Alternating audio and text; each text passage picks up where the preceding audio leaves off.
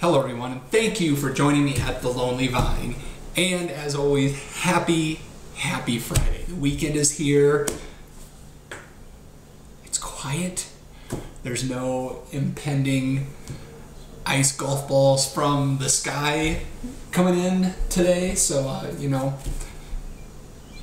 happy to see that. We've had some crazy weather here the past couple of days. So for Fun Friday today, last weekend, a group of us went up to a winery close to here called the Allis Ranch Winery. Got to do a little tour of the facility. Really cool little shop. It's just a mom and pop kind of operation. David and Margaret, they run the place. They own the place. Really interesting, building. The winery's down in the basement. It was a lot of fun. Fun to see the wines before they get blended together. So it was just a lot of fun. And they had a Syrah that was probably my favorite of the wines that I was gonna taste today. But then, I was thinking it's a warm day out. It's Friday. Why get all stuffy? So and I was looking through some of my old shows and realized I haven't done rosé yet this year, so done and done. So this is from the Allis Ranch Winery. I'll put a link up on the page so you can check them out if you want to. I recommend it. And if you're in Colorado, the Springs, Denver area, give them a look. They do a good little tour. Interesting, really personal. I really enjoyed it.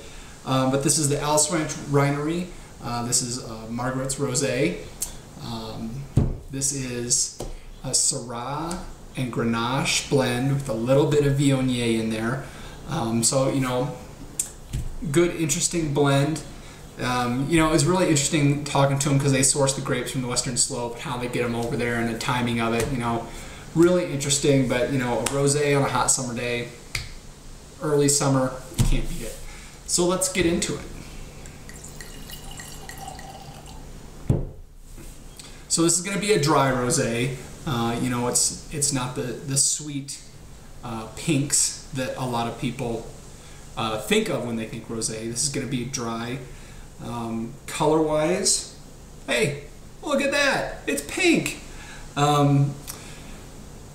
Pretty good. I like the color on this one. There's a little bit of color in it. Sometimes you get ones that are dark pink and sometimes way light pink. This one is pretty light. You almost see a little bit of orange in there when you're looking down through it. Now this one has been chilled. I don't have it all the way down. I have it about probably 58 degrees or so. So we'll see how that affects the nose when I'm trying to get something off of it after I get my nose into it, which I will do right now.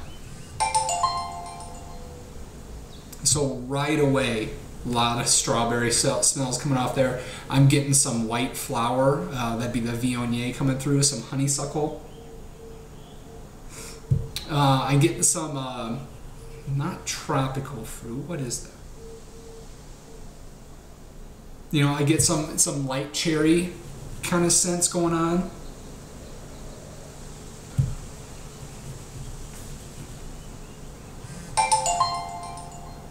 The strawberry is really the biggest aroma coming through. And it's really light. You can already tell this is going to be a refreshing wine.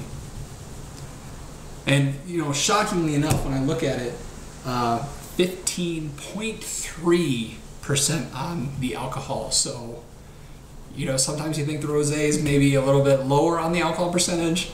This one's bringing it all and then some. So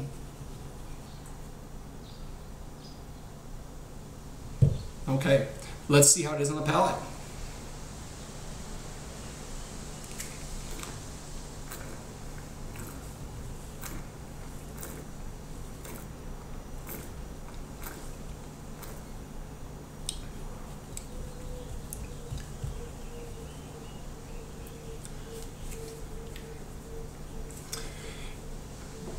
The strawberries really come through.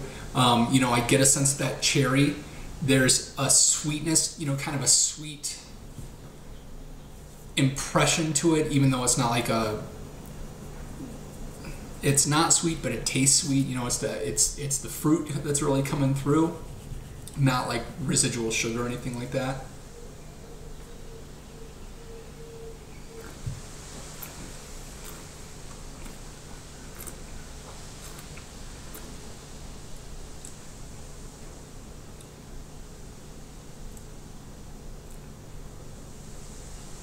You know, I do get a little sense of that, you know, kind of a flower kind of sense to it too.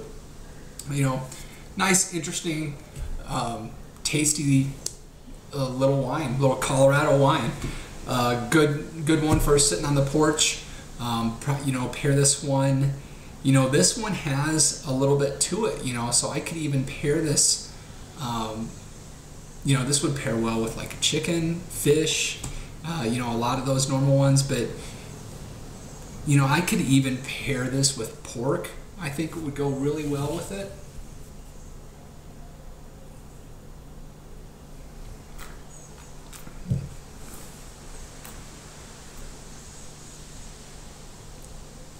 It's got a nice finish to it.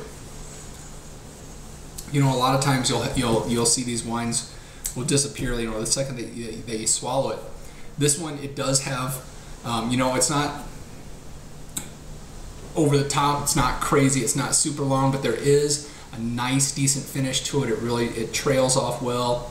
You know, I can still taste it. You know, kind of that strawberry taste is still there. So, you know, no complaints with me. I'm gonna enjoy this one. There you have it, Allis Ranch Winery. Thank you, David. Thank you for the tour. I can't wait to come back and visit you, hopefully around crush time. Might be fun. And then let's see, the question for the show. You know, it's, you know, I've got friends that are going camping this weekend. You know, so it's gotten me thinking about that. When you're camping, and let's stick to the camping, not just grilling out. What are some of the foods that you like to make when you're camping out? You know, when I think of camping, I think there's two ways. You know, yeah, you can have the grill top and lay it out over the fire. That's always a pain in the butt if you ask me. So if I can't put it on a stick, or if I can't wrap it in tinfoil and throw it in the fire, I probably don't cook it. So what are some of your favorite campfire foods? I'm expecting a lot of s'mores answers to be coming in, and give me them. But give me other ones beside that too. So what are some of your favorite camping foods? You know, and maybe next week we'll look at pairing wines with some of those campfire foods. So grow crazy on it, challenge me, and we'll take some of the best one and see if we can't, maybe we'll start a fire in the backyard or something like that, and see if we can do some pairings with it. So that's it for me. I hope you have a great weekend, and until next time, everybody, cheers. Oh, spilling. Good Friday.